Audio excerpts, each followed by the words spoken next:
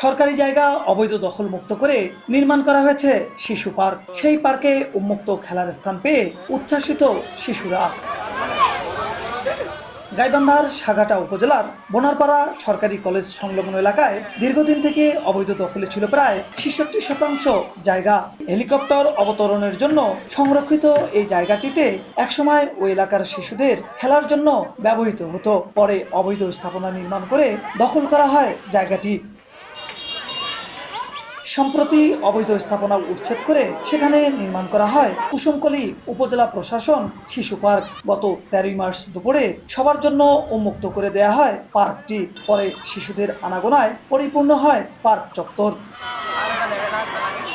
নাগরদোলা, ঘুরন্ত হেলিকপ্টার সহ বিভিন্ন রাইডের পাশাপাশি হাতি, ঘোড়া, দোয়েল বক্স সহ গাইবান্ধা জেলার বিখ্যাত পণ্য ভুট্টা ও মরিচের ভাস্কর্য তৈরি করা হয়েছে পার্কটিতে। বিনামূল্যে আধুনিক পার্কে সব ধরনের খেলার সুযোগ পাওয়ায় খুশি শিশু, অভিভাবক ও স্থানীয়রা। বাচ্চাদের এখানে সুন্দরভাবে বিনোদন দিতে পারবো, এটাই আমাদের জন্য অনেক পাওয়া। শিশুরা যদি খেলাধুলা না করতে পারে তাদের মানসিক বিকাশ ঘটে না।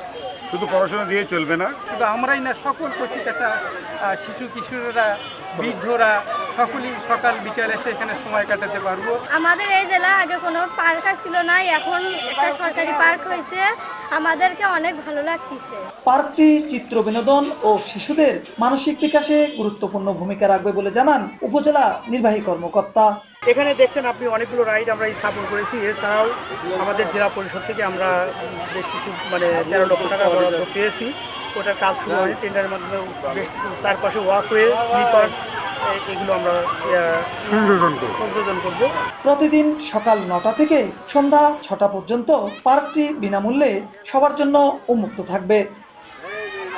বিপ্লব ইসলাম, সময় সংবাদ, গাইবান্ধা।